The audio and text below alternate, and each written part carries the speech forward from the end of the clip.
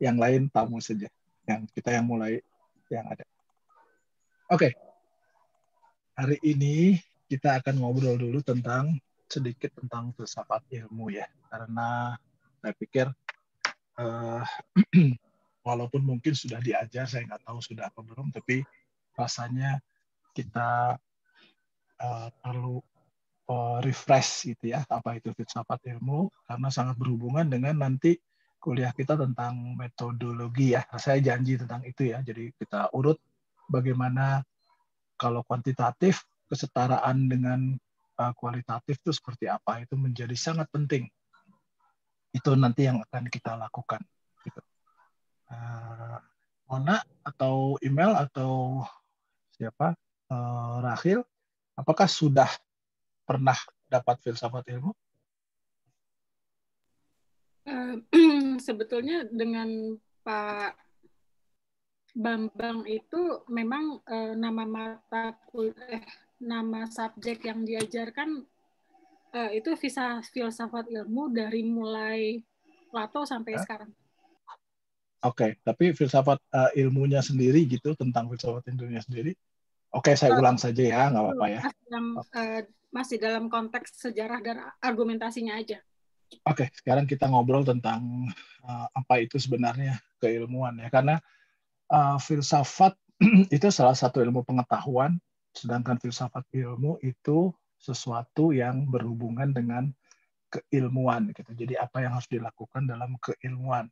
Sedangkan ilmu itu sendiri macam-macam, mulai dari filsafat, matematik, dan lain sebagainya. Nah, filsafat ilmu ini secara keseluruhan. Kita mulai dari, ini judulnya, hari ini kita berbicara tentang filsafat ilmu ya. Filsafat ilmu. Jadi kalau saya bicara tentang filsafat ilmu pengetahuan, artinya saya tidak bicara filsafat ya. Cuma akan menyentuh filsafat. Dan filsafat ilmu pengetahuan inilah landasan dari semua pengetahuan. Jadi merupakan landasan kalau kita ingin melakukan penelitian. Bahasanya penelitian saja ya, jangan research ya. Research itu cerapan kata research. Jadi research sebenarnya sudah ada bahasa Indonesia penelitian. Jadi nanti kalau ada mata kuliah judulnya metode riset, mungkin sebaiknya kita ganti jadi metode penelitian. Di pasca metode penelitian namanya, bukan metode research. Oke. Selalu kita mulai dari fenomena. Fenomena ini sebenarnya kalau dalam bahasa Indonesianya mungkin bisa kita padankan dengan gejala gitu. Gejala. Orang sakit lalu ada gejalanya. Tapi sebenarnya boleh juga sih gejala ya, karena fenomena itu harus ada kaitan dengan manusianya, dengan tempatnya, dengan dampaknya. Gitu, atau waktu. Oke, kita mau ngomong tentang gejala. Nah, sekarang itu gejalanya ada yang namanya keruh gitu. Tentang keruh. Keruh tuh tidak jernih pasti ya. Jadi kalau kita tambah kekeruhan, itu jelas sekali sekarang itu. Suasananya selalu tidak jernih. Jadi narasi itu sangat keruh, tumpang tindih, campur aduk. Semuanya pernyataan-pernyataan keruh itu banyak sekali tentang kekeruhan. Nah, ini semua campur aduk gitu, campur aduk. Tadi siang saya sebentar sambil lihat TV di komputer saya. Aduh, hoax itu sudah bercampur aduk sampai kita bingung ya. Jadi ujungnya ini sebenarnya, ini ujung yang paling membuat kita risau itu, jadinya semua merasa benar. Terus kalau semua merasa benar, berarti semua itu bisa juga salah. Ini nggak di share screen ya, Pak? Gimana? Belum share screen. Sorry. Maaf. Untung kasih tahu Egy ya. Kok yang lain nggak ngomong ya? Sorry, maaf. Oke, kita ulang aja ya. Oh, mau ngomong tapi ragu antara share screen apa enggak gitu. Oh, oke. Omongannya udah cukup ya, nggak usah share screen ya. Saya menggambar soalnya barusan. Sebentar. Baik. Semoga sudah lihat ya. Sorry. Egi udah direkam ya? Udah, ready. Oh. Jadi gitu. Ini udah kelihatannya gambarnya ya sekarang ya. Jadi saya langsung lanjut aja ya gambarnya terlihat. Jadi tampaknya semua campur aduk, semua merasa loh ya, bukan semua benar. Semua merasa benar, jadi berarti semua juga salah dong. Kalau semua benar ya pasti semua juga salah. Dua hal yang kita saksikan sekarang. Nah, berikutnya itu ada juga apa ya, seakan-akan gitu. Sini seakan-akan. Jadi seakan-akan real gitu. Jadi ada keseakan-akanan gitu. Sama semua narasi, pernyataan, keseakan-akanan itu yang membuat semuanya menjadi seakan-akan. Saya bicara seakan-akan atas nama data loh. Gitu. Ada yang bicara, saya bicara seakan-akan atas nama benar loh, Unpar itu disukai oleh orang-orang. Benar loh, Unpar itu masih top in mind. Benar loh, Unpar itu masih banyak peminatnya. Seakan-akan itu seakan-akan jadinya betul-betul hyper real gitu, bahwa seakan-akan kita berbicara betul seperti itu, data gitu, seakan-akan. Padahal hanya atas nama, atau kalau saya bicara ini atas nama rakyat itu yang mana? Gitu. Unpar itu yang mana? Peminat itu yang mana? Jadi keseakan-akanan ini juga bermasalah juga pernyataan-pernyataan ini. Kenapa? Jadinya kita selalu berbicara seakan-akan diperbolehkan tanpa data. Seakan-akan diperbolehkan tanpa bukti. Ini yang saya temukan dalam gejala-gejala atau dalam fenomena yang ada. Satu lagi sebenarnya yang agak merisaukan saya itu sembarang atau mana suka, arbiter, kesembarangan ngomong, kesembarangan mengambil sebuah teori, kesembarangan. Jadi ketika saya berbicara tentang teori, misalkan saya kemarin ikut seminar gitu, ketika saya berbicara tentang teori, mengapa teori yang diambil sama gitu, tapi kenapa interpretasinya kok bisa berbeda? Jadi mungkin juga kebiasaan kita sembarang menggunakan teori atas nama juga jadinya ya. Penggunaan istilah, penggunaan cara ini ya. Jadi istilah, cara, teori ini membuat masalah sebenarnya. Apa itu masalah utamanya akan menjadi masalah? Bisa saja jadi satu cara digunakan untuk membaca seluruh kenyataan atau kasus. Kita suka ngomongnya kasus studi. Atau sebaliknya, seluruh cara itu macam-macam cara kita campur adukkan semua cara dipakai untuk membaca apa saja. Jadi ini problem kita sekarang yang ada gejalanya.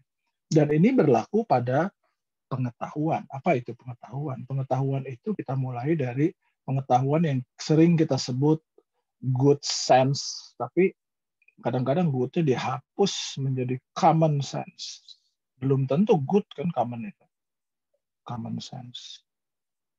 Ini pengetahuan umum, pengetahuan sehari-hari, pengetahuan pragmatik. Kalau saya merebus air panas itu pengetahuan sehari-hari, nggak usah diteliti lagi. Lalu pengetahuan itu mulai masuk pada ilmu, gitu ya. Asal katanya al-ilm, bahasa Arab. Kalau bahasa Yunaninya atau bahasa Latinnya itu scientia ya, scientia kalau nggak salah saya lupa.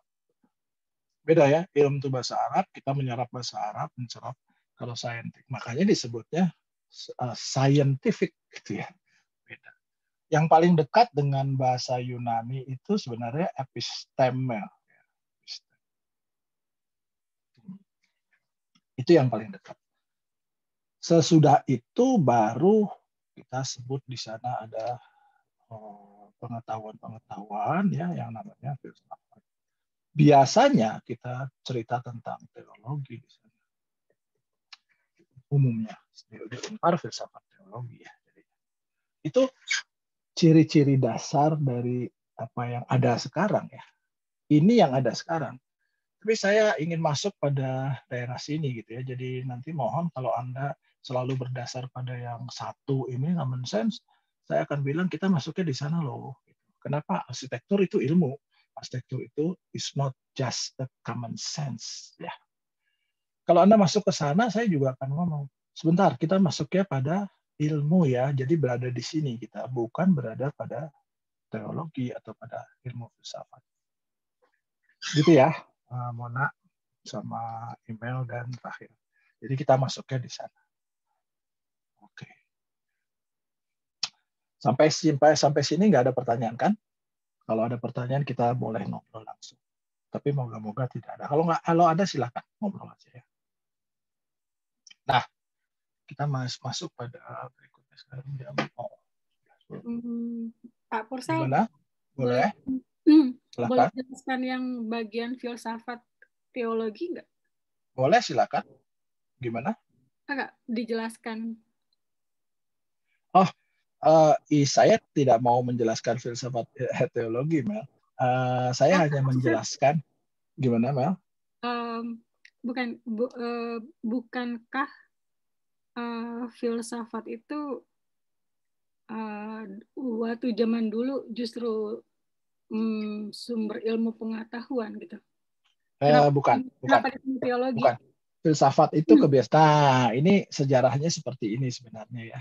Jadi ketika Indonesia berdiri, pendidikan kita berdiri, departemen, lalu kita membagi keilmuan itu menjadi 4 kelompok gitu, Mel. Yang pertama kelompok yang teknik gitu, kelompok apa kita sebutnya eksakta gitu. Lalu sosial, ekonomi, budaya gitu. Nah, yang satunya lagi ini yang kita sebut ilmu-ilmu yang keagamaan, di mana filsafat masuk di sana. Gitu. Jadi konteksnya di situ ya. Konteksnya kita tuh membagi keilmuan di Indonesia tuh seperti itu. Ya gitu ya. Jadi tidak heran di Unpar kan filsafatnya pertama kali teologi kan munculnya, lalu kemudian ditambah dengan sekarang ada filsafat budaya. Dri Karya lalu membuat filsafat sendiri. Ya. Filsafat tuh di kampus-kampus teologi atau itu ya? Iya, hampir rata-rata karena kalau kita cocokkan dengan alur keilmuan di Indonesia, dia masuknya ke sana. Jadi bukan pada eksakta di sini ya, bukan pada sosial ekonomi, bukan juga pada budaya, budaya, sosial ekonomi, ya. Lalu masuk satunya lagi tentang ke ilmu-ilmu apa namanya kerohanian istilahnya ya. Jadi kalau di sebagai asesor gitu datang ke sekolah-sekolah cabang keilmuan, nah ini.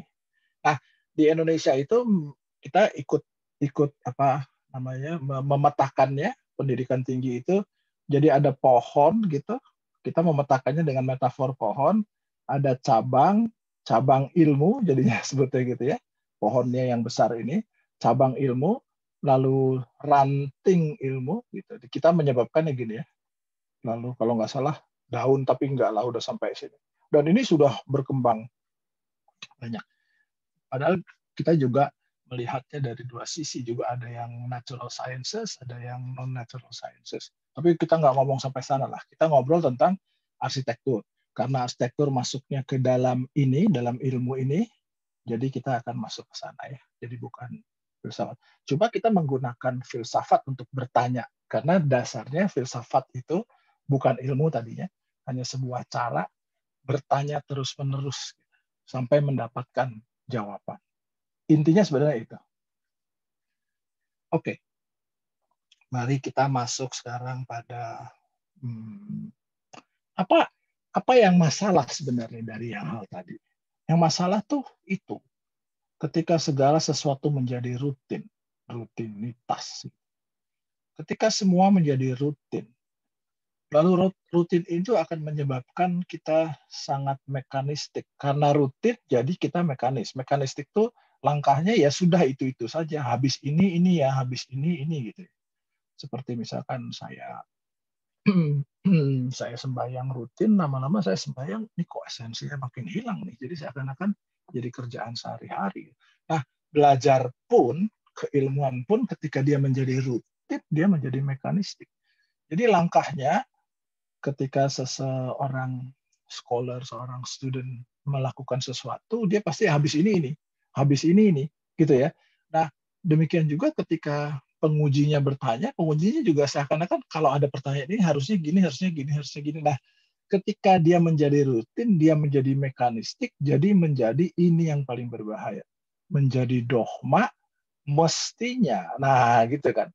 Seharusnya ini yang menjadi kemandekan sebenarnya. Ini yang membuat kita berhenti berpikir. Padahal pada dasarnya kita filsafat itu harus bertanya terus-menerus. Ini berhenti. Kenapa? Ketika dia menjadi mekanistik lalu dijadikan dogma. Jadi itu harusnya seperti itu. Padahal tidak begitu. Jadi ketika dia menjadi dogma, pengajaran itu menjadi hanya meneruskan pengajaran itu. Melimpahkan pengajaran itu. Pengetahuan diteruskan, dilimpahkan, atau kita sebut itu dengan transfer, ya gitu ya, transfer of knowledge.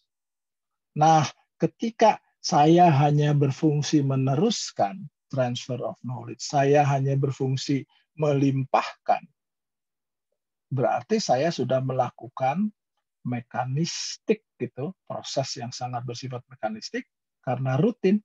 Hari ini saya begini, semester depan saya akan mengajar yang sama, semester depannya lagi saya mengajar yang sama. Akibatnya bukan hanya mengajarnya yang sama, ilmunya yang sama terus menerus. Misalnya, saya ingat dulu sampai kita bisa jadikan gurawan. Kamu udah ikut mata kuliah itu udah pasti cerita tentang ini kan. Aduh, itu jadi udah mekanistik gitu. Kalau ya ada dua kemungkinan sih. Kalau transfer of knowledge mekanistik yang terus-menerus disampaikan itu ternyata baik, oke. Tapi tetap berhenti. Dia mandek, dia tidak berkembang. Tapi kalau dia keliru penyampaiannya, bayangkan mekanistik keliru dijadikan dogma, ini mekanistik dijadikan dogma, sudah keliru dijadikan dogma, kemudian karena dilakukan terus-menerus keliru itu, lalu menjadi sebuah tradisi, dogma, lalu hubungannya dengan tradisi selalu ya. Harusnya gini dong, harusnya gitu dong. Ketika tradisi, secara tidak sadar, kita melakukan sakralisasi. Lalu itu menjadi tidak boleh diubah. Ini loh masalahnya. Ketika dia tidak boleh diubah, hilang semua dasar-dasar dari bertanya tadi. Hilang semua. Jadi yang terjadi berhenti. Terminate di sana. Sudah berhenti, mandek. Nah, apakah ini berlaku pada ilmu arsitektur? Mungkin juga bisa, saya nggak tahu ya. Mungkin juga tidak. Nah, apa yang harus kita lakukan untuk menindaki ini, untuk menyikapi ini? Ya tadi, bertanya, mempertanyakan. Jadi Anda harus selalu mempertanyakan, tidak boleh percaya begitu saja, apalagi dengan saya. Tidak boleh. Saya hanya memberikan sesuatu yang terus-menerus berubah gitu. Saya juga mempertanyakan diri saya juga, apakah keilmuannya benar? Bertanya. Jadi yang saya transfer bukan knowledge-nya pada Anda, tapi yang saya transfer adalah transfer cara berpikir yang ingin bertanya. Jadi ingin tahu yang benar. Jadi transfers of learning, how to learn. Itu yang saya harapkan kita lakukan sama-sama. Gimana caranya untuk mentransfer itu? Harus menumbuhkan curiosity. Kalau tidak ada curiosity, kalau tidak ada keingintahuan, kalau saya tidak mentransfer keingintahuan, berarti saya mengajarkan dogma-dogma. Jadi saya tidak boleh mengajarkan dogma atau men-share dogma, tapi men-share curiosity, keingintahuan. Keingintahuan tentang apa? Tentang academic curiosity, itu bisa juga tentang intelektual. Nah, ini tentang pengetahuan kita, intelektual curiosity. Dua hal ini yang saya ingin share selalu, sehingga lalu dengan kita bertanya, mari kita bertanya sama-sama, karena kita ingin tahu benar atau tidak, gitu. Mari kita bertanya-tanya bersama-sama tentang ilmu atau ilmiah dalam arsitektur atau scientific in architecture, pengetahuan arsitektur. Nah, kalau ini kita buka terus, kita bertanya terus, lalu kita tidak akan melihatnya menjadi sebuah dogma. Dan Anda pasti kalau bertanya akan mulai membaca, mulai ingin tahu. Kalau ingin tahu, Anda mesti harus mencari sumber tahu. Sumber tahu itu literatur. Atau sumber tahu mengikuti kuliah dan lain sebagainya. Nah, apakah cukup ingin tahu lalu sumber tahu lalu hanya tahu satu? Itu tidak cukup. Keingintahuan itu mesti keingintahuan yang berdasar pada literatur yang lebih dari satu. Itu masalahnya. Jadi saya ingin mengajak Anda sekalian, yuk kita curious, intelektual, akademik, as well as tentang pengetahuan arsitektur. Sekali lagi, pengetahuan arsitektur bukan pada tingkatan common sense yang ini gitu, jangan yang ini, tapi kita masuknya pada yang inilah ya. Mari kita masuk pada pengetahuan-pengetahuan supaya kita mendapatkan pencerahan gitu, karena kita ingin tahu, kita mendapatkan pencerahan yang betul-betul tidak hanya bersumber dari satu literatur, dari bersumber dari banyak literatur. Nah, apa gunanya? Gunanya sebenarnya agar gejala yang tadi kita lihat, ada campur aduk, ada atas nama, seakan-akan ada kesembarangan, itu bisa kita hindarkan. Jadi kita sadar, karena kita ingin bertanyanya, ruang lingkup kita itu yaitu pada ilmunya, jadi scientific, pada ilmu filsafat, ilmu pengetahuan. Itu ya. Kalau ada yang mau nanya silahkan. Kalau tidak ada saya lanjutkan. Baik, mari kita bertanya tentang ilmu pengetahuan. Apa sih sebenarnya ilmu pengetahuan itu ya? Salah satunya apa sebenarnya arsitektur? Oke. Kalau saya tulis di sini filsafat ilmu pengetahuan, buku ini tentang ini banyak sekali. Tapi keingintahuan ini yang harus saya pupuk pada Anda, saya share pada Anda, sehingga Anda ingin baca.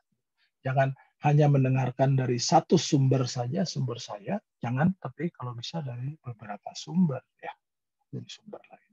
Nah, kalau kita ngobrol tentang filsafat ilmu pengetahuan, mari kita lihat. Ilmu pengetahuan itu menjadi sebuah hal yang akan kita lihat. Jadi itu namanya subject matter-nya. Apa yang akan kita lihat? Subject matter-nya. Pokok-pokok yang akan kita lihat. Sedangkan filsafat itu cara kita melihat pokok-pokoknya. Kita ingin melihat ilmu pengetahuan berdasarkan filsafat. Sehingga lalu keluarlah istilah gitu. Yang ini kita sebut objek material. Makanya jangan keliru ya, saya agak tidak mau menggunakan ini seakan-akan objek material itu aspek, lalu objek, lalu kemudian aspek itu objek formal. Bukan ya. Objek material filsafat ilmu pengetahuan ialah ilmu pengetahuan itu sendiri. Banyak ilmu pengetahuan ya. Jadi termasuk di dalamnya arsitektur. Sedangkan cara kita melihat filsafat,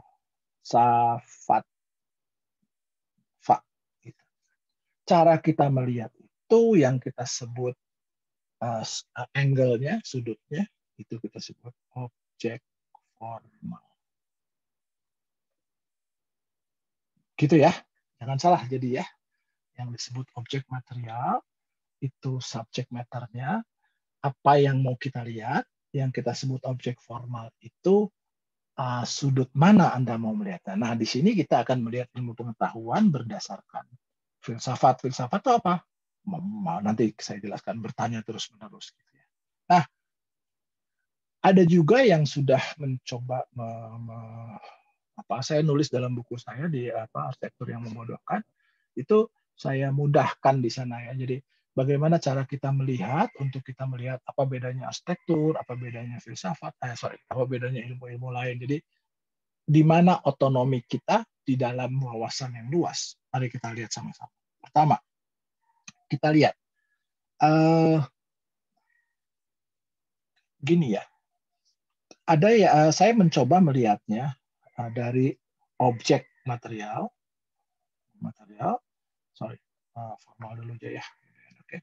Objek formal melihatnya, lalu objek material, dan lalu prinsip-prinsip apa yang kita lakukan di sana. Nah, objek formal, saya tulis di sana, objek formal itu cara kita melihat, itu banyak sebenarnya.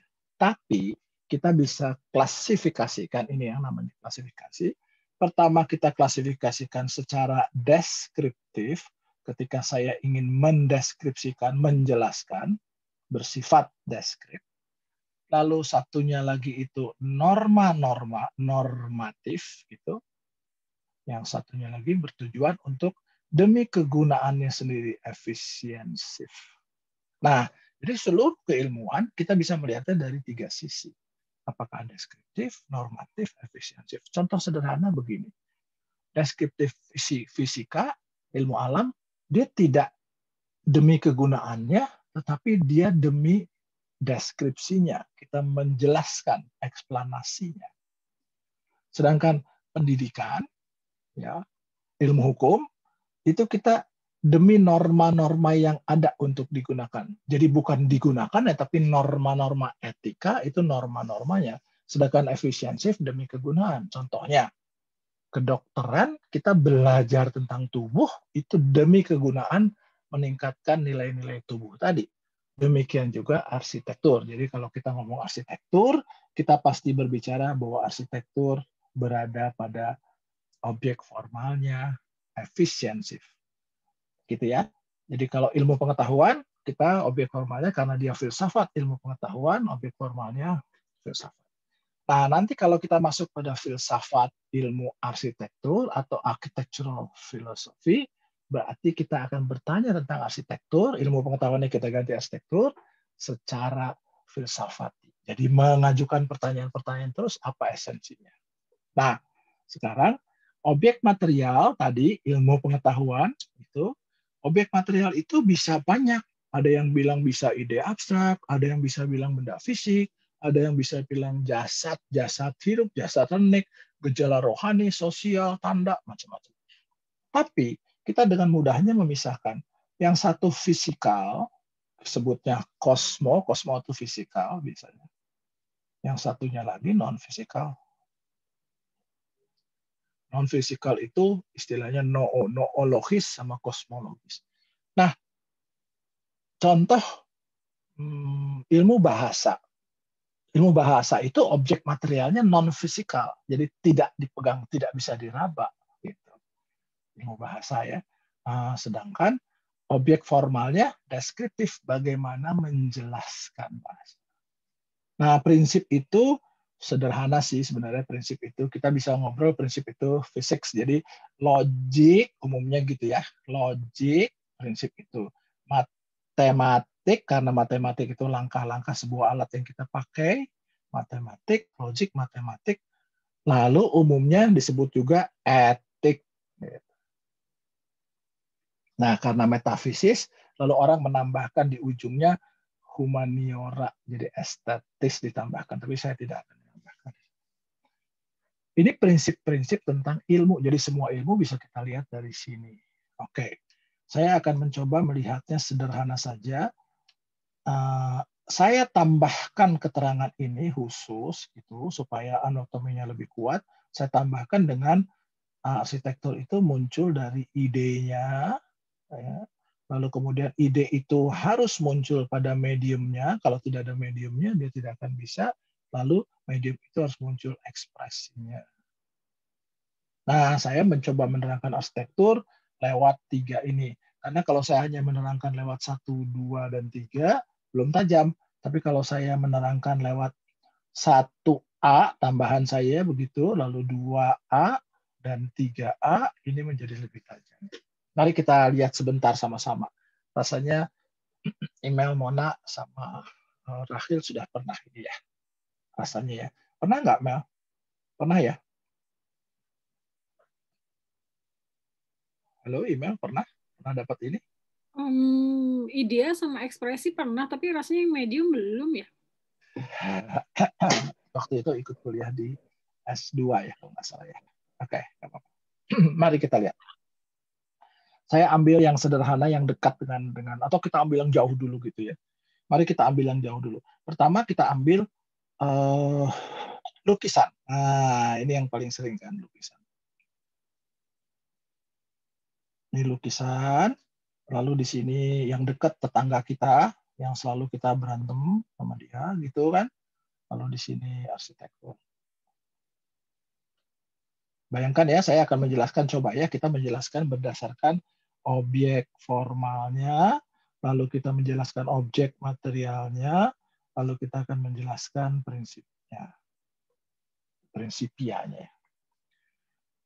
Mari kita masuk ke sana. Perhatikan nanti Anda akan lihat saya menambahkan A itu untuk memudahkan penjelasannya. Saya tambahkan ya. 1A itu, harusnya di bawahnya ya. Oke lah, nggak apa-apa. 2A, 3A. Oke, apa itu? Saya taruhnya di bawahnya deh, karena itu yang pertama. Sorry. Jadi kita mulainya dari objek formal. Biru. Objek formal, objek material, kemudian ada prinsip-prinsip dasar. Lalu di sini ada ide gitu ya, ada medium, lalu ada ekspresi. Perhatikan hal yang saya tambahkan ini akan memudahkan. Lukisan. Kita ngobrol tentang lukisan nih, kita kasih garis dulu supaya jangan salah. Ini garisnya, gitu ya. Satu-satu. Ini menuntut kesabaran. Wah. Oke. Objek lukisan. Lukisan itu objek formalnya. Saya nggak bertanya ya, karena kita tidak bisa interaktif di sini. Jadi saya langsung bercerita. Objek formalnya lukisan itu, ketika saya melukis, saya ingin menyampaikan cerita lukisan saya. Deskriptif. Saya ingin menyampaikan cerita lukisan saya. Betul sekali, saya ingin menyampaikan cerita lukisan saya. Tidak mungkin dia normatif, tidak mungkin juga efisiensi. Karena seperti puisi, ya penyampaian saya ingin menyampaikan. Oh oke, kalau gitu lukisan dia deskriptif. Ini loh, saya mendeskripsikan ketika saya melihat sesuatu, saya ingin mendeskripsikan itu yang saya lihat. Saya tangkap dengan kamera saya, kamera lukis maksudnya. Idenya itu sebenarnya bukanlah karena ingin menyampaikan, bukanlah sesuatu kebutuhan, tapi keinginan saya ingin menyampaikan. Biru ya warnanya, aduh maaf. Biru. Saya punya keinginan untuk menyampaikan. Saya sampaikan. Lalu objek material dari lukisan saya bukan kanvas, ya. Jadi objek material itu bukan kanvas, bukan juga kertas, bukan juga dinding, tapi objek material dari lukisan saya itu fisikal atau non fisikal. Non fisikal objek material dari lukisan saya. Kenapa? Kan dia memang sesuatu yang non fisikal, bukan sesuatu yang fisikal. Non fisikal. Lukisan bisa kan saya juga melukis di kaca. Saya bisa melukis di kertas. Saya bisa melukis di kanvas. Jadi kanvas, kaca, kertas itu bukan materialnya, tapi itu mediumnya, alatnya gitu ya. Sorry, bukan mediumnya, tempatnya. Nah, lalu apa mediumnya? Mediumnya sederhana. Mediumnya itu warna. Tanpa warna tidak akan terjadi lukisan. Tanpa garis ini tidak akan terjadi sesuatu. Sama sekali tidak akan terjadi sesuatu. Jadi warna menjadi hal yang sangat penting. Mediumnya tadi ya. Jadi cocok kan? Mari kita lihat objek formalnya deskriptif, keinginan. Objek materialnya non-fisikal, warna. Warna kan non-fisikal, dia bisa melekat mana saja. Lalu, apa prinsip-prinsip dasarnya? Sama dengan ekspresinya. Ekspresi mempertajam saja. Kalau saya membuat warna itu satu warna saja, satu warna, tapi saya susun seperti ini, dengan saya menyusun warna seperti ini, akan terjadi perbedaan. Sesuatu yang saya lihat. Saya bisa melihatnya warna itu saya susun berdasarkan benda yang saya lihat, atau saya membuatnya abstraksi. Jadi sebenarnya intensinya di sini, tadi kita sudah lihat ada logik, matematik, etik, dan humanera tadi, estetik tadi, yang ini tadi saya bertamakan. Prinsipianya sebenarnya logik. Betulkah logik? Apakah matematik? Apakah etik? Dua hal. Prinsipianya dia harus estetik dan dia harus etik. Kan saya tidak boleh mendeskripsikan sesuatu yang jelek. Nah, ekspresi ini sebenarnya yang kita tangkap. Apa yang dia tangkap tadi? Apa yang dia keluarkan ketika dia melukis? Susunan. Susunan apa? Susunan warna. Jadi bagaimana dia menyusun warna-warna tadi, ya, intonasi warna-warna tadi, sehingga lalu menghasilkan sesuatu ekspresi khusus. Ketika saya menyusunnya acak, dan ketika saya menyusunnya tertentu, akan lahirlah ekspresi-ekspresi khusus. Jadi intonasi susunan itu yang menjadi sangat penting. Baik, kita masuk berikutnya. Sipil. Sipil, misalkan, ya kita tahu sipil itu mengerjakan jembatan dan lain sebagainya. Tapi apa sih prinsip dasar sipil itu sebenarnya? Prinsip dasarnya itu kalau kita bikin sesuatu di sana, dia harus kuat. Intinya orang mau menyeberang di sana, jadi benda ini harus kuat, gitu ya. Jadi kebutuhan yang ada di dia efisiensif, betul-betul demi kegunaan. Ini ilmu-ilmu yang lahir dari efisiensi, dari kegunaan. Jadi apakah idenya? Idenya kalau dia kegunaan berarti idenya kebutuhan. Butuh, berguna. Ingin, deskriptif. Nah, lalu bendanya apa? Fisikal, non-fisikal. Jelas kalau ini fisikal. Nyata. Nah, apa mediumnya sebenarnya kalau fisikal itu? Apakah mediumnya kayu? Apakah mediumnya, nah ini yang menarik tadi, apakah mediumnya itu batu? Apakah baja? Bisa semuanya. Toh dia fisikal. Tapi inti dari medium dia sebenarnya itu apa? Intinya kekuatan, kontainernya gitu. Intinya kontainernya. Jadi masanya sebenarnya. Kalau tanpa massa, sipil tidak akan bisa membuat jembatan. Sipil tidak akan bisa membuat kolom. Sipil tidak akan bisa membuat jalan tanpa massa. Nah, apa prinsip dasarnya? Tentu logik. Tidak ada ya. Logik, matematik tentu. Pasti. Nah, apa ekspresinya? Nah, apa yang dia perlihatkan ekspresinya? Ketika kita naruh benda segini, benda di atasnya segini, tidak kuat. Ketika kita menaruh benda segini, benda di atasnya segini, kuat. Sipil selalu dia mengekspresikan kebutuhan akan kekuatan. Jadi ekspresinya adanya kekuatan, ya, strengthen. Kekuatan, makanya sipil selalu di sana prinsipnya strength, kemudian strain gitu ya, dan lain-lain, kekuatan. Nah, sekarang kita masuk pada arsitektur. Arsitektur tentu efisiensif. Jadi kalau ada yang bilang arsitektur itu bukan efisiensif, arsitektur itu art, itu sesudahnya efisien ya, sesudahnya baru dia deskriptif. Tapi awal mulanya arsitektur itu harus dimulai dengan efisiensif. Kenapa? Kegunaan akan kebutuhan akan shelter, kebutuhan akan kebutuhan. Jadi butuh di sini. Ini saya mencoba dengan ini formulasi yang saya buat. Butuh, mudah sekali menjelaskannya. Arsitektur sama dengan sipil fisikal. Perhatikan. Hampir sama nih. Ini juga sama. Jadi sering ketukar kan? Kadang-kadang kalau sipil itu hanya demi kebutuhannya, arsitektur itu lalu tarik-menarik antara kebutuhan dan keinginan ingin menyatakan bangunan saya bagus. Kalau di sini ingin menyatakan lukisan saya bagus, jelas tidak ada kebutuhan. Arsitektur tidak seperti sipil. Oke, pokoknya kolom sekian, ininya berat sekian. Kalau arsitektur bilang saya butuh kolom, saya butuh shelter, tapi harus bagus tuh. Ini kan rakusnya arsitektur di sana. Nah, lalu kita lihat apa mediumnya arsitektur kalau gitu. Kalau sipil itu massa, mediumnya, arsitektur itu mulainya bukan dari massa, tapi mulainya dari ruang. Makanya kita sebut arsitektur itu space.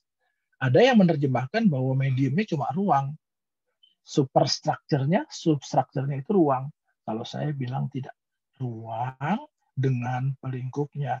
Betul kita mulai dari ruang, tapi tanpa pelingkup, ruang itu tidak akan terasa. Bayangkan, saya bikin ruang di pohon, lalu ada ruang di bawahnya, positif orang bilang gitu ya. Lalu lapang olahraga, ruang juga. Apakah ini arsitektur? Tidak. Begitu kita tutup, barulah dia menjadi arsitektur. Perdebatan ini panjang sekali. Sampai sekarang perdebatannya. Ada yang bilang arsitektur nggak usah fisikal. Arsitektur itu ya yang kita pikirkan juga bisa arsitektur. Wah, oke. Kita bisa melihat perdebatan itu, jangan bilang salah atau benar, tapi yang mana yang menurut Anda benar. Itu yang buat saya lebih penting. Jadi saya tidak akan bilang satu lebih benar dari yang lain, tapi yang mana yang menurut Anda. Jadi silahkan saja. Anda mau berbicara arsitektur itu di awang-awang, silahkan. Anda mau berbicara arsitektur itu nyata, silahkan. Tapi yang penting bagaimana cara kita menyampaikannya. Nah, tentu logik, tentu matematik, kita butuh sekali matematik. Dan, nah ini, arsitektur mesti etis, kalau tidak etis, jelek. Dan, nah ini, kerakusan arsitektur lah yang lalu menuntun kita harus estetis. Jadi, apa kalau gitu ekspresi arsitektur? Nah, ini ekspresinya kan nggak cuma satu, kebutuhan tadi, tapi dia ekspresinya, arsitektur itu harus memperlihatkan bahwa di dalamnya ada fungsi, jadi mengakomodasi fungsi. Lalu apa? Lalu lingkupnya tadi dong diekspresikan yang baik, gitu ya, memberi makna pada pelingkupnya. Nah, ini pelingkupnya. Jadi apa yang terjadi? Pergulatannya selalu form function gitu ya, selalu paham. Oke, sampai sini ada yang mau bertanya, silahkan. Saya save dulu ya. Oke, silahkan kalau ada yang mau bertanya. Mau nanya, Pak? Boleh, silahkan. Kan ini Bapak bilang kan arsitektur itu dipahami yang kita pelajari sekarang terkait dengan ruang gitu ya Pak ya. Terus udah gitu ternyata ada lagi yang arsitektur yang lain gitu. Saya mau tanya sih, kenapa ya ada arsitektur yang lain yang saya temukan ketika saya dulu pernah mencari buku, begitu saya search arsitektur ternyata ada arsitektur pemrograman, terus arsitektur akuntansi. Itu jadi sebenarnya arsitektur yang benar-benar arsitektur tuh yang mana gitu ya Pak? Iya, itu betul. Aja sih Pak. Oke, terima kasih. Jadi justru ini dengan kita melakukan bukan perdebatan, tapi melakukan formulasi ini, kita bisa lihat bahwa yang kita maksud dengan arsitektur ya, yang kita maksud itu yang ini jadinya. Ini yang kita maksud dengan arsitektur. Ini yang kita maksud arsitektur yang ini, Mas. Nah, orang kadang-kadang lalu menggunakan bahasa istilah arsitektur kayaknya sepak bola arsiteknya si Anu gitu. Ini nah, jadi kan saru tuh. Jadi kalau kita mau ngobrol arsitektur, kita mesti menjelaskannya. Ini filsafat ilmu. Kita harus bisa menjelaskannya lewat objek formalnya, objek materialnya, objek prinsipnya, atau lewat ide, medium, ekspresi. Gitu ya, Mon ya. Jadi kita tajam di sana. Ini loh yang kita maksud arsitektur di kita ini. Jadi sekarang tajam kan? Dulu kan saya pernah ngobrol kan, apakah jembatan itu arsitektur, apakah menara Eiffel itu arsitektur? Kan kita bisa jawab di sini kan sekarang. Kalau dia mulainya dengan ini semua, berarti dia arsitektur. Tapi kalau dia tidak mulai dengan ini, jadi Mona dengan mudah menjelaskan pada orang-orang gitu seperti ini. Ini yang kita sebut berdasar. Gitu ya, Mon? Oke, Pak. Terima kasih. Sama-sama, Mon. Mari kita mulai dengan berikutnya. Moga-moga saya tidak kecepatan ya. Saya selalu kecepatan. Saya kemarin lihat pembicaraan saya, kenapa saya cepat gitu ngomong? Sudahlah. Oke. Nah, tadi kita ngobrol tentang objek formal dari filsafat. Objek formal dari ilmu pengetahuan. Saya singkat boleh ya? Dari ilmu pengetahuan. Objek formal dari ilmu pengetahuan. Objek formalnya tadi kita sudah bilang karena dia depannya filsafat, lalu filsafat. Caranya kita akan melihatnya filsafat. Nah, ini menarik.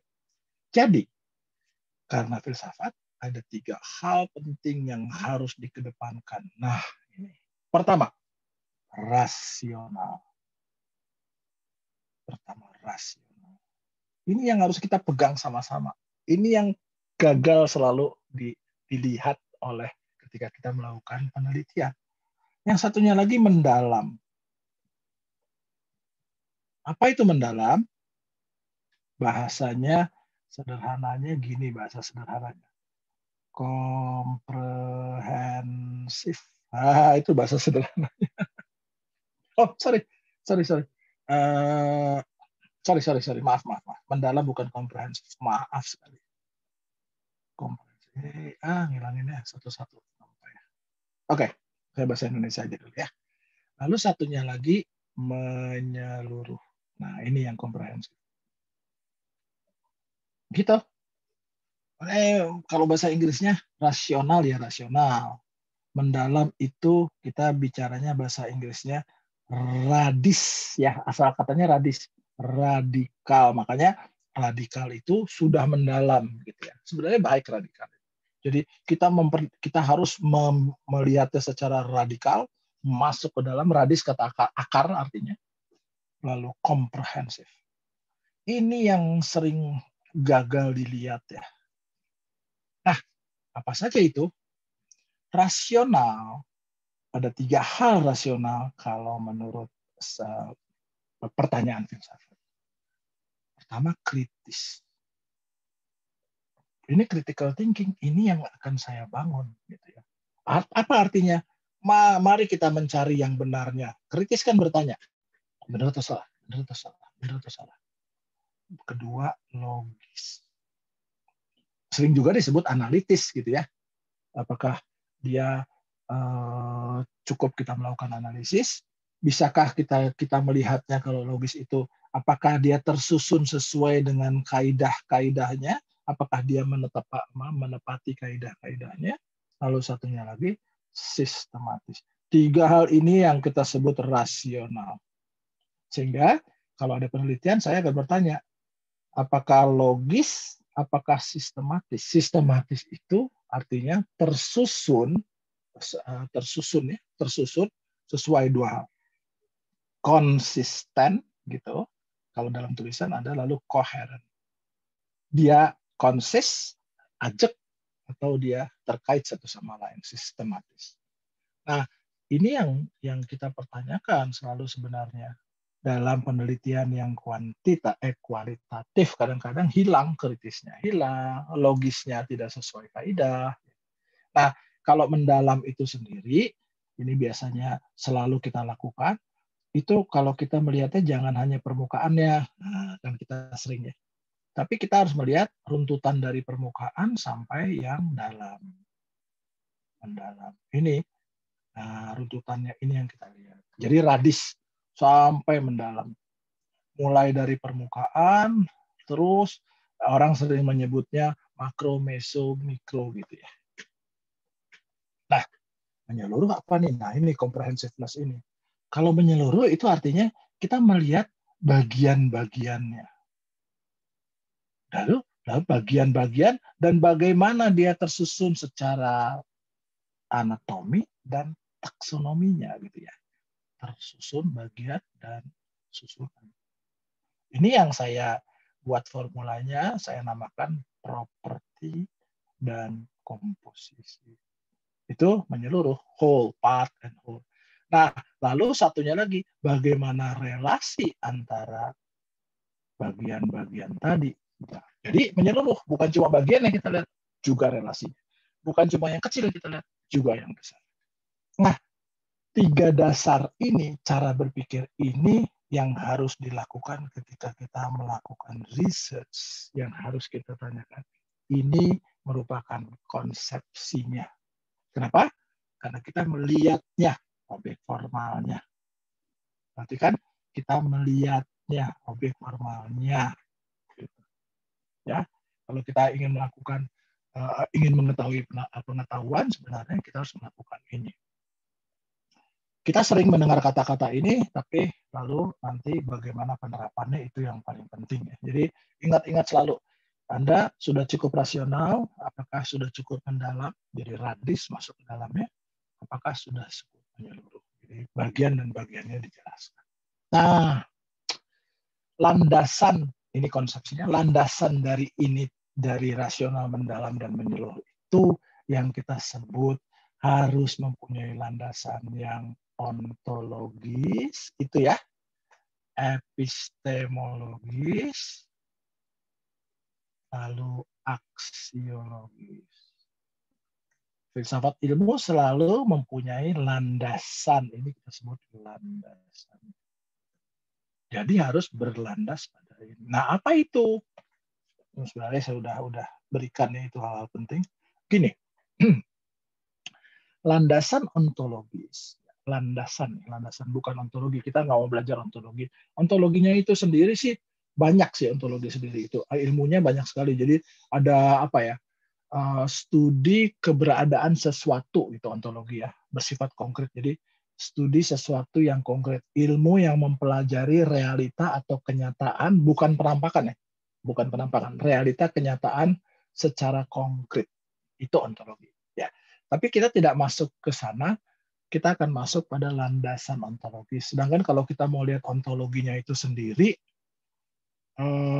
banyak sekali realitas, keywordnya ya, realitas, esensi, substansi, change juga termasuk ya, apa ya, tunggal, jamak itu juga termasuk, gitu. Kurang lebih seperti itu. Nah, ontologi juga dia bisa menerangkan kalau abstraksi ontologi itu, ini jangan nggak usah didengerin ya, nggak usah diapalin, tapi supaya paham saja. Dia juga bisa bercerita tentang fisik, bercerita tentang metafisik, dia juga bisa bercerita tentang bentuk gitu, form. Nah, kadang-kadang pengertiannya atau apa ya, pembuktiannya itu ada 2 ya. Ini benda, ini nyata loh, konkret pembuktiannya. Sesudah bendanya ada, a posteriori dengan a priori sebelum bendanya ada. Tapi oke lah, kita nggak masuk ke sana, kita akan ngobrol tentang apa saja sebenarnya. Nah, apa itu? Apa landasan ontologi? Jadi saya pakai L ya, landasan ontologis. Landasan ontologis merupakan pembahasan atau analisis tentang objek materialnya, gitu ya. Jadi apa yang kita lakukan di sini landasannya, karena kita objek formal, ini yang kita lakukan ini objek formal, jadi kita akan menganalisis melakukan pembahasan tentang objek materialnya. Apa objek materialnya? Ilmu pengetahuan seluruhannya, termasuk di dalamnya arsitektur. Salah satu keilmuannya. Jadi apa tadi? Ini sudah kita lakukan kan? Ya, sudah kita lakukan pada tadi. Sebelum ini kita lakukan. Nah, ini udah kita lakukan ya. Pembahasan terhadap objek materialnya. Nah, apa sih kalau gitu? Bangunan. Oke. Apa sih kalau gitu? Proses menikmati sesuatu. Apakah itu arsitektur? Nah, kita bisa bertanya balik lagi ke sana tadi. Oh, objek ya, analisis mengenai objek material. Jadi Anda dengan mudah kalau analisis Anda tadi misalkan contoh monyet arsitektur komputer, objek materialnya komputer berarti kan. Oh bukan komputer. Kenapa? Saya objek material saya di sini itu mestinya fisikal. Nah, kalau cuma objek material fisikal, komputer fisikal. Tapi medium saya bukan itu, ruang dan pelingkup. Kalau komputer, mediumnya apa? Chips. Ini lain ya jadinya. Jadi kita langsung bisa melihat perbedaan. Sudah cukup tajam. Nah, itu yang kita lakukan pada landasan ontologisnya. Nah, apa sih landasan ontologisnya itu? Nah, supaya kita makin jelas apa landasan ontologisnya. Apakah kenyataan itu, nah kan kita mau melihat kenyataan kan? Apakah kenyataan itu berdasarkan jumlahnya, kenyataan itu, atau berdasarkan kualitasnya? Kalau jumlahnya, dia bisa satu, tunggal, dia bisa banyak, lebih dari satu.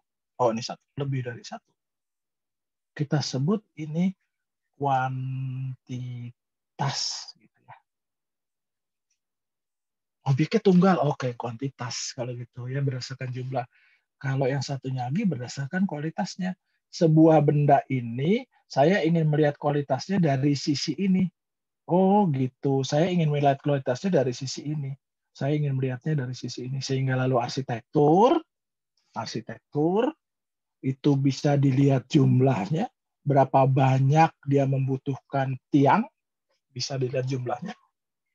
Berapa banyak sinar yang masuk, bisa dihitung jumlahnya. Tapi bisa juga dilihat dari sisi, saya ingin melihat dari sisi estetiknya. Saya ingin melihat dari sisi bagaimana dia gunakan. Itu namanya kualitasnya. Sehingga lalu pertanyaan yang mendasar dari ontologis tadi kan, keberadaannya itu tunggal, satu saja, karena jumlah tiang pasti segitu. Dalam sebuah bangunan jumlah tiangnya 50, ya 50, tidak bisa lebih. Pasti tunggal, kebenarannya tunggal, kenyataannya tunggal. Tapi kalau saya bisa melihat dari sisi estetik, si A bilang begini, si B bilang begini. Tapi saya juga bisa melihat dari sisi penggunaannya. Jadi banyak sekali fasetnya. Itu yang kita sebut faset-faset kualitasnya. Sehingga sejak awal kita sudah bisa menentukan landasan ontologis fenomena atau gejala kita itu berada pada landasan-landasan yang kuantitasnya kita ukur, atau landasan-landasan yang kualitasnya kita ukur, atau ciri-cirinya. Ya. Jadi ketika Anda memilih fenomena yang akan Anda garap, ya, Anda lanjutkan, fenomena itu sudah terbagi sebenarnya, kuantitasnya atau kualitasnya. Sehingga lalu nanti kita sebut, oh kalau gitu kuantitatif, oh kalau gitu kualitatif, gitu ya. Sebenarnya seperti itu. Nah, lalu kita masuk sekarang pada landasan epistemologisnya. Nah, apa itu landasan epistemologisnya? Ini lama amat kuliahnya. Saya terlalu lambat ya? Apa saya agak cepatkan boleh? Atau terlalu lambat? Atau cukup? Gimana, Mona? Kalau saya sih cukup, Pak. Oke. Lambat enggak? Ya, saya merasa lambat soalnya bahannya masih banyak. Oke. Nah, landasan epistemologi. Landasan epistemologi ialah bahasan atau analisis tentang proses tersusunnya ilmu pengetahuan. Oke, ya. Jadi kata kuncinya proses tersusunnya ilmu pengetahuan. Ilmu pengetahuan. Nah, apa proses tersusunnya ilmu pengetahuan? Disusun lewat metode ilmiah. Apa metode ilmiah? Nah, ini mulai menarik. Metode ilmiah selalu terdiri atas, nah gitu. Apa itu? Pertama, kita harus punya fenomenanya. Kedua, kita harus punya isunya. Ketiga, kita harus punya pertanyaan penelitiannya, tesanya, hipotesis. Semuanya runtut sampai kita punya kesimpulan dan temuannya. Itu yang namanya epistemologisnya. Jadi keseluruhan total. Kadang-kadang epistemologinya kita sebut dengan metode ilmiah. Jadi metodenya. Itulah yang kita sebut metodologi. Nah, apa itu? Rasional, mendalam, menyeluruh. Apa persyaratannya? Kita ikuti persyaratannya satu persatu. Oke. Nah, lalu kemudian landasan aksiologisnya. Apa nih landasan aksiologisnya? Nah, aksiologis itu sebenarnya sebuah pembahasan atau analisis tentang penerapan nilai-nilai, jadi value di sana. Nah, lalu penerapan nilai gimana? Ya, nilai-nilai ini yang kita dapatkan, yang kita temukan kenyataan itu harus dapat dimanfaatkan, ya. Apa? Untuk meningkatkan nilai-nilai, meningkatkan nilai-nilai kehidupan. Kalau gitu harus bermanfaat dong namanya. Oke. Jadi manfaatnya apa itu? Nah, manfaatnya bisa teoretik, bisa juga praktik, ya kan? Meningkatkan nilai-nilai dalam kita berkehidupan. Kita sampai sudah ontologi, epistemologi, dan aksiologi. Jadi idenya adalah kita konsepsinya yang harus kita pertanyakan yang atas ini yang harus kita pertanyakan semua. Lewat landasan apa? Harus ada tiga landasan ini. Ini landasannya ya. Nanti diurai masing-masing. Tapi itu landasannya. Itu yang akan kita perbincangkan agak panjang landasan tua apa masing-masing landasan itu yang kita sebut nanti metodologi. Sampai sini ada yang mau tanya supaya nggak terlalu jauh, silakan kalau ada. Apakah ada yang mau bertanya? Gampang kan? Gampang banget. Oke. Rasional sudah kita bahas tadi ya. Itu rasional ya. Jadi rasional itu logis, ontologis, epistemologis, dan aksiologis. Kalau gitu, mari kita bahas sekarang tentang menyeluruh ya, komprehensif. Tadi kan masih ingat kan? Rasional, menyeluruh, sama mendalam, radis ya. Radikal sama komprehensif. Apa itu menyeluruh? Nah, menyeluruh biasanya kita sebut part whole, jadi kita menyebutnya dan utuh ya, komplit. Nah, menyeluruh dan utuh itu selalu kita klasifikasikan, umumnya diklasifikasikan dalam, nah ini pengetahuan ya, kita melihatnya pengetahuan itu, lalu aktivitas kan pengetahuan itu selalu ada pengetahuannya, ada aktivitas melakukan pengetahuannya, lalu ada cara melakukan pengetahuan, selalu gitu. Nah, dalam bahasa Inggrisnya 3P, kita lalu melihatnya. Kita melihatnya satu prosesnya, berikutnya prosedurnya, lalu produknya. Ini menyeluruh jadinya. Bagaimana prosesnya, produknya ada, prosedurnya ada, atau bagaimana pengetahuannya, bagaimana kegiatannya, prosesnya, aktivitas melakukan pengetahuan, bagaimana caranya, metodenya, prosedur. Jadi 3 hal. Ya, proses, prosedur, produk. Ini yang kita sebut dengan comprehensiveness. Pertama, prosesnya. Apa prosesnya? Dalam arsitektur, kita harus melihatnya tiga-tiganya dalam penelitian arsitektur. Prosedurnya gimana, cara kita melakukan kegiatan pengetahuan arsitektur itu gimana, lalu produk hasilnya arsitektur seperti apa. Nah, proses. Tentu yang kita lihat apa itu aktivitas, kegiatan. Kegiatan apa? Kegiatan. Nah, ini menarik sekali kegiatan. Tadi kan kita sudah ngobrol ya dari prosesnya tadi. Prosesnya gimana? Tadi ada konsep. Prosesnya itu harus rasional. Jadi kalau rasional itu apa?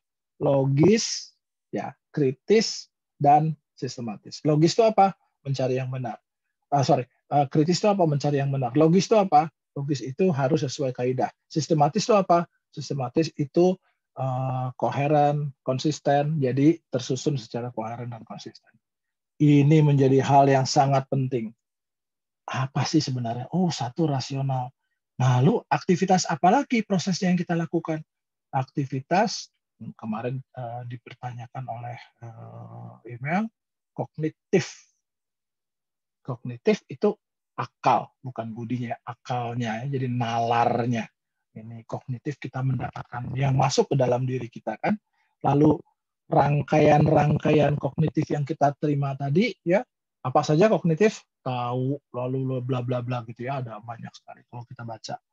Lalu kemudian kita juga harus melihat tujuannya. Jadi rasional, proses itu ya, rasional, kognitif, dan tujuan. Biasanya kita sebutnya teleologis, tapi ini tujuannya. 3 hal ini yang kita lakukan dalam proses pencarian, proses kegiatan kita. Apa itu teleologis? Ya pengetahuan tadi, tahu, benar, paham, bisa menjelaskan, bisa macam-macam ya. Itu saya nggak akan jelaskan di sini.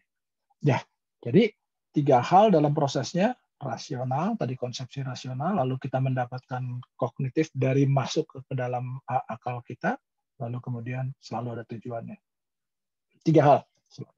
Nah, apa itu prosedur? Misalkan ya, apa itu prosedur? Prosedur itu kalau kita definisikan itu serangkaian langkah-langkah atau pola. Ada langkah, ada pola. Sering kita sebut itu metode. Ini kan yang sering kita sebut. Prosedur itu metode. Prosedur berbeda dengan teknik ya. Teknik itu lebih detail lagi. Nah, kalau ilmiah apa? Nah, tadi kan rasional dan lain sebagainya. Yaitu sistematis salah satunya di dalam tadi. 1, 2, 3. Salah satunya ini sistematis prosedur. Artinya apa? Tersusun secara konsisten dan secara koheren. Nah, janganlah ini semua dijadikan dogma, tapi kita pertanyakan mengapa harus konsisten, mengapa harus koheren, apakah cukup konsisten, apakah cukup koheren, itu yang.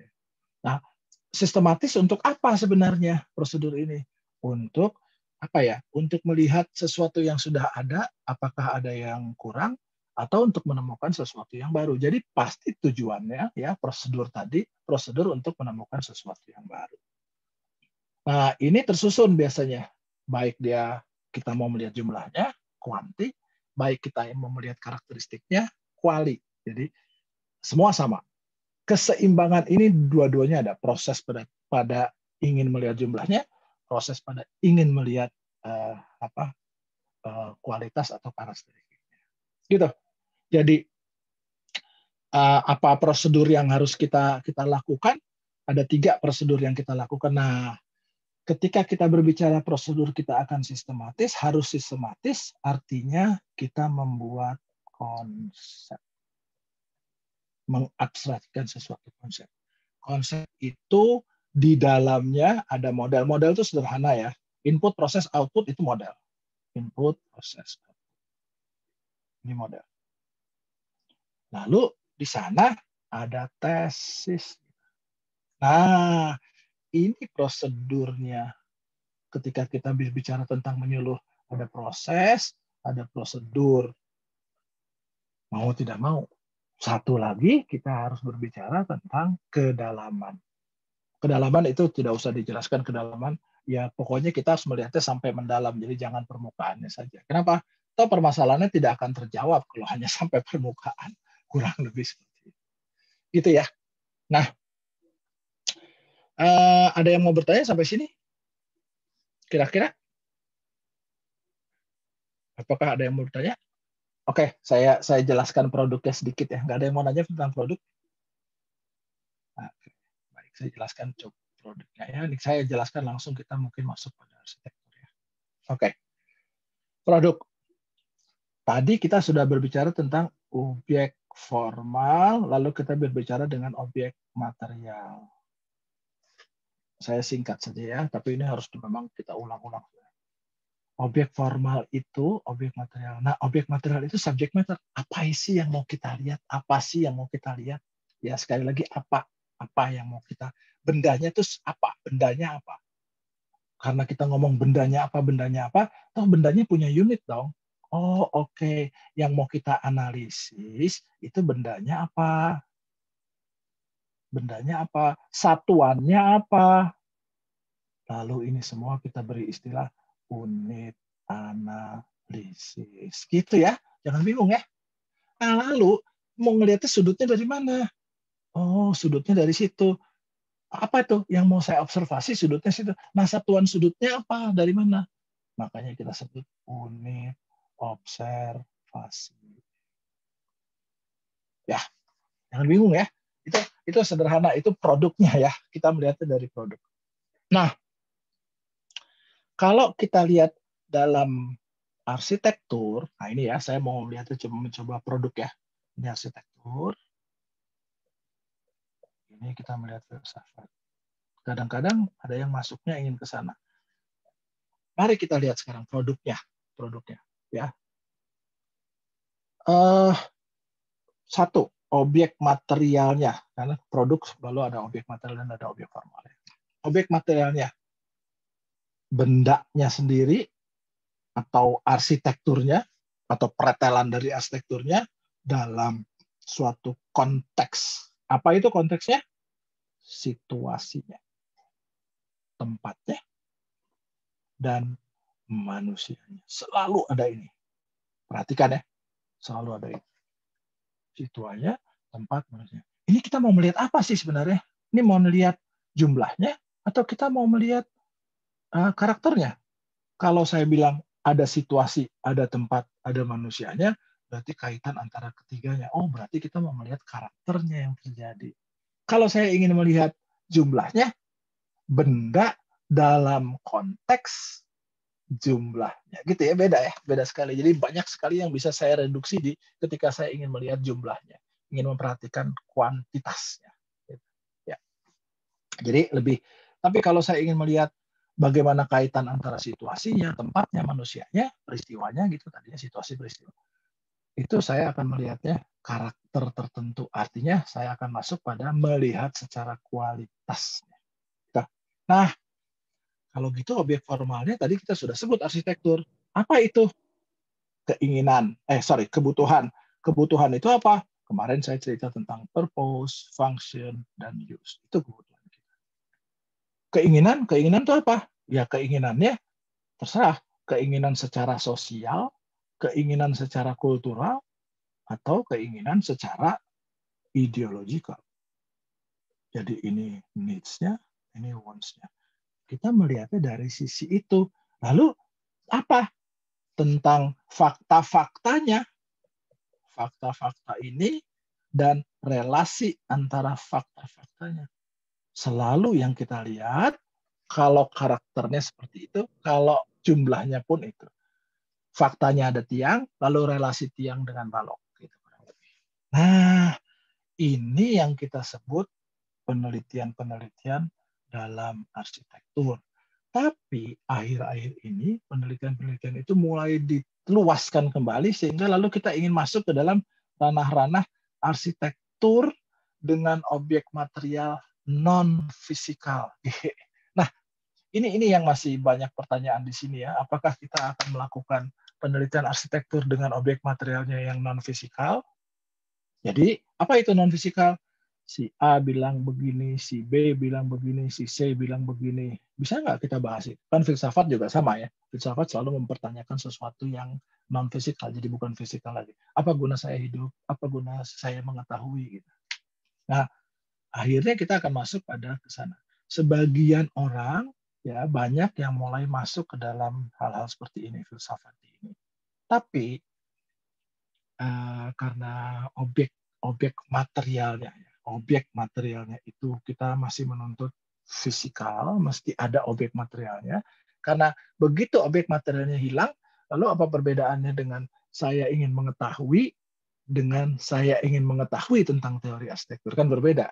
Teori arsitektur mesti ada objeknya. Jadi ketika arsitektur itu munculnya dari ada bendanya, ada fungsinya, ya kan efisiensif kan. Lalu kita pertanyakan dia menjadi sebuah teorinya gini ya, ada fisiknya, tapi kita tidak pernah melihat fisiknya, lalu kita bercerita tentang, kalau saya menggambarkan begitu ya, ini bendanya, ini non bendanya, kita mulai dari sini ke atas, berarti kita mulai dari sesuatu yang sudah tidak ada bendanya. Ada bendanya kalau mau disebut benda, ya non fisikal. Nah, itu yang saya pikir itu yang harus kita hindari, karena dalam penelitian agak sulit kita melakukan penelitian-penelitian yang non-fisikal, karena nanti Anda harus ya meyakinkan datanya apa, bagaimana cara mengumpulkan datanya, dan banyak hal-hal yang lainnya. Tapi tidak menutup kemungkinan kalau ingin masuk ke sana.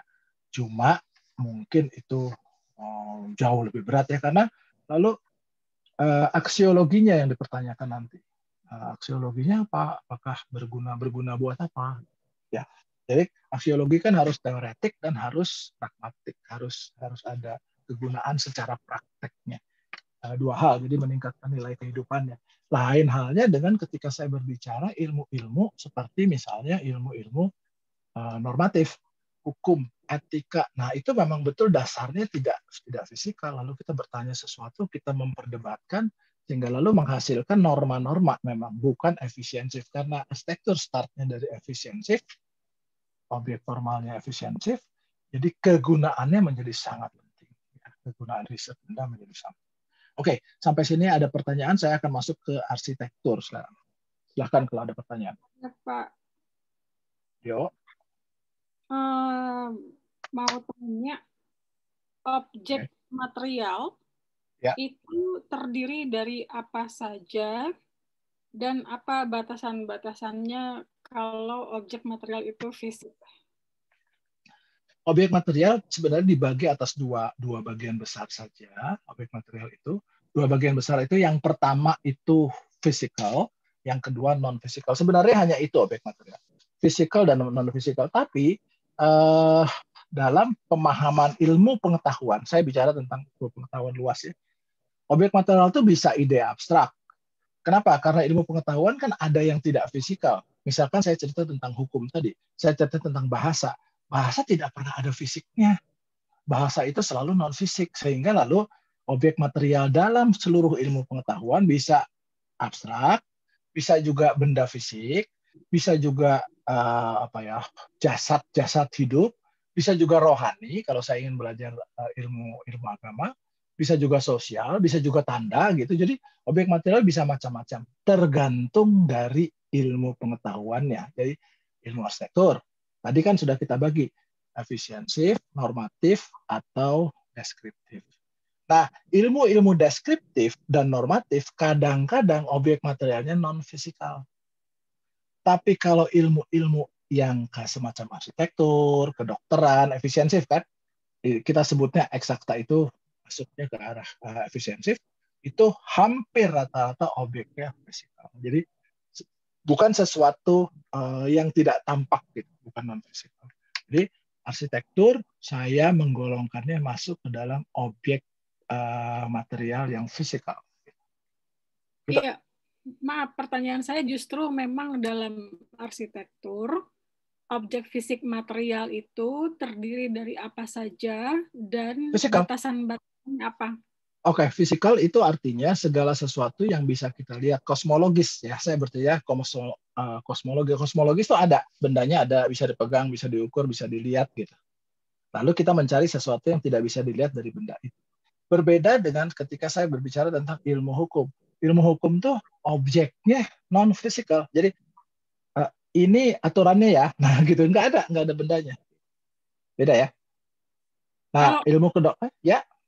Kalau objeknya manusianya, arsiteknya bisa.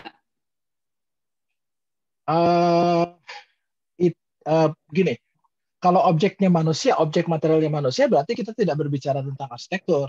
Objek materialnya kan subjek matternya. Subjek matternya manusia, oke. Kalau gitu kita berbicara apa? Psikologi, kita berbicara gitu ya. Objek materialnya manusia, kita berbicara kedokteran, jadi lain. Bagaimana hubungan antara manusia, sosial kan gitu ya. Itu yang kita lakukan. Jadi bukan arsitekturnya, jadi bukan subjek matternya, kita mau berbicara tentang arsitektur bangunan misalkan ya, ruang. Tapi kalau objek materialnya manusia, subjek matternya manusia. Jadi itu yang tadi beda. Ketika Mona bertanya tentang komputer, objek materialnya komputer, bukan arsitektur. Beda ya. Dua-duanya fisikal. Tapi subjek matternya apa nih? Komputer bukan ruang. Nah, makanya tadi penjelasannya harus ada ide, medium, expression. Tanpa itu akan sulit sekali gitu ya. Mesti tajam lagi ke dalam. Mesti dibongkar. Gitu, Mel. Berarti biasanya kalau di luar arsitektur tadi itu biasanya berupa variabel atau hubungan-hubungannya ya. Gini, kalau gini, ada orang yang ingin masuk ke dalam filsafat gitu ya, ilmu filsafat. Nah, di dalam ilmu filsafat, objek materialnya filsafat kan ya, jadi ya. Objek materialnya tadi ilmu pengetahuan atau filsafat. Objek material filsafat di dalamnya ada filsafat buku, ada filsafat teknologi, ada filsafat macam-macam. Nah, salah satunya mungkin arsitektur gitu. Tapi objek materialnya bukan arsitektur. Beda ya. Jadi ada perbedaan di sana. Itu objek material. Jadi subject matter-nya apa? Perbedaan. Gitu, Mel. Jadi objek material itu subject matter-nya. Ada sih memang yang berpendapat bahwa kan arsitektur bisa non fisik. Oke, kalau non fisik, objek materialnya apa dong? Kalau non fisik, teorinya. Oke, kalau teori, ide. Oke, kalau ide berarti kita masuknya bukan pada objek material bendanya, tapi kita masuknya pada ide. Kalau gitu kita masuknya ide itu bisa ilmu hukum, ya, masuknya ke sana kan? Bisa ide itu ilmu bahasa, ide kan? Bisa ide itu filsafat. Ya, objek materialnya jelas di sana. Jadi, Anda mau masuk yang mana? Gitu. Itu kurang lebih yang kalau kita ingin tajam. Ya, ini memang yang lalu persinggungan terus-menerus. Ada yang berpendapat seperti itu bahwa padahal kalau subject matter itu kita harus melihatnya asal muasalnya si subject matter itu. Jadi bukan abstraksi dari subject matternya. Ya, asal muasal dia.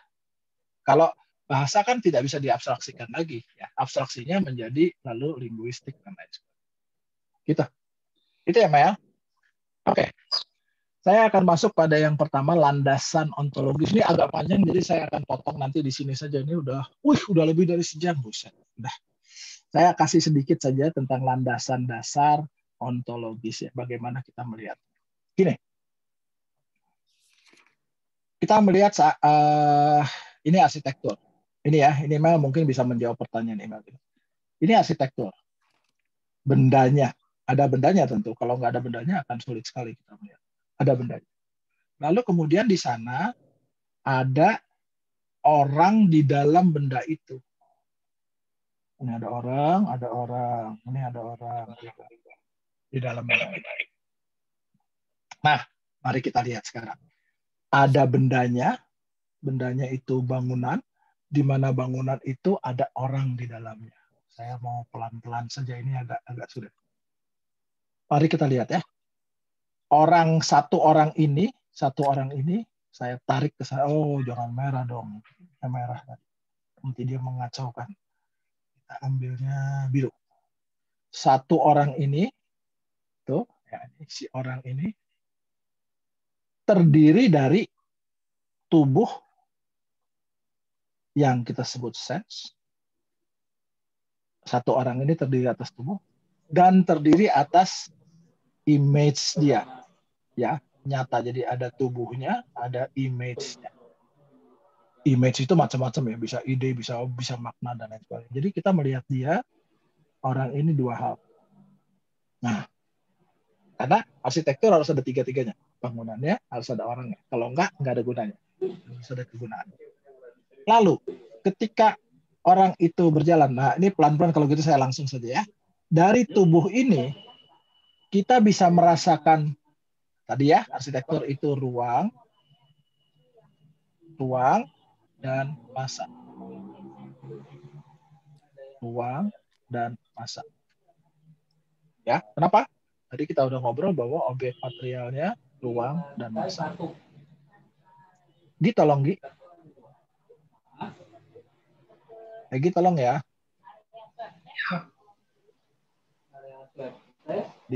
Di mute Gi, tolong. Oke, thank you. Jadi kita bisa merasakan ruang dan massanya lewat tubuh kita atau lewat imaji kita. Yang satu kita sebut kognitif gitu, yang satu kita sebut sense. Tuh ya, kita bisa merasakan ruang tadi. Nah, merasakan dalamnya ruang tadi berdasarkan dua hal. Satu, ini udah dapat isu kan. Saya mau lihat dari situ. Satu. Kedua, Saya bisa melihat bagaimana interaksi antara si A, si B, dan si C terhadap ruang dan masanya. Interaksi si A, si B, si C, ini ya. Sorry, jangan pakai itu, pakai biru saja, mana biru ya, pakai yang kecil tapi biru. Terhadap ruang dan masanya. Lahirlah teori interaksi simbolik, ya. Lalu lahirlah teori GTM, lahirlah banyak teori dari sana. Di sini lahirlah teori fenomenologi, etnografi. Gitu. Kemudian kita bisa melihat juga ketika dia mengalami ruang tadi, dia melewati sebuah proses. Ya. Apa itu proses? Oh, lalu ini menjadi isu-isu besar. Kan? Proses itu apa saja? Saya tarik ke atas. Pakaian tebal. Prosesnya apa saja? Proses sirkulasi menjadi isu. Kan? Isu sirkulasi. Apalagi proses ambience ketika saya melewati di sana ada ambience. Saya ingin menangkap ambience lewat mana? Lewat tubuh. Saya ingin menangkap ambience lewat apa? Lewat image. Saya ingin menangkap ambience lewat apa? Lewat interaksi saya dengan teman-teman. Oh, jadi kaitannya mulai banyak. Lalu apalagi? Saya bisa melihat flexibility yang ada. Nah, ini nanti Lulu akan membahas tentang flexibility ketika rumah-rumah hunian pasca gempa. Flexibility-nya seperti apa?